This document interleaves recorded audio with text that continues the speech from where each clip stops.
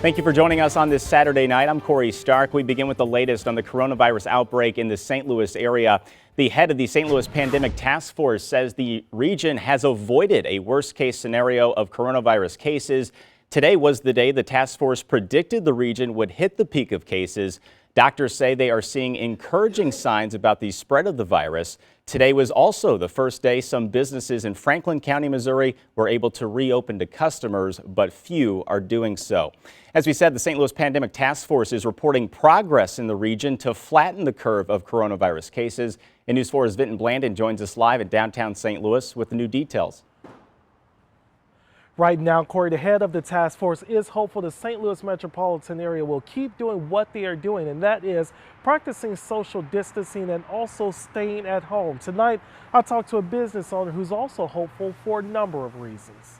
The virus plays its own game, and so it will let us know when the peak has occurred. Dr. Alex Garza knows he and others on the St. Louis Metropolitan Pandemic Task Force will figure it out with data that comes afterward. Cheryl Reed Johnson is trying to figure out how to balance her life. And the rent and being able to keep up and maintain the life I live at home as well as my salon. She owns the Favor 101 salon on the Del Mar Loop. So far, it's been closed 1 month.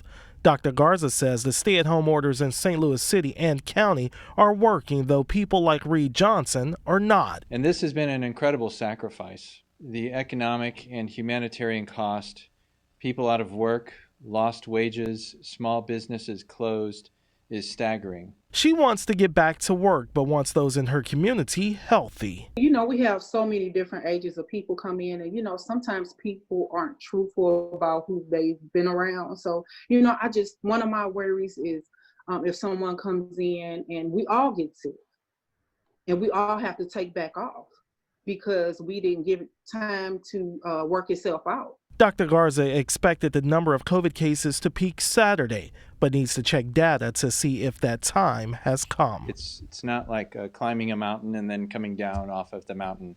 It's more of cresting a gentle hill. And the reason for that is because of us slowing down the rate of transmission in the community. And so what that did is it slowed down our rate of hospitalizations as well.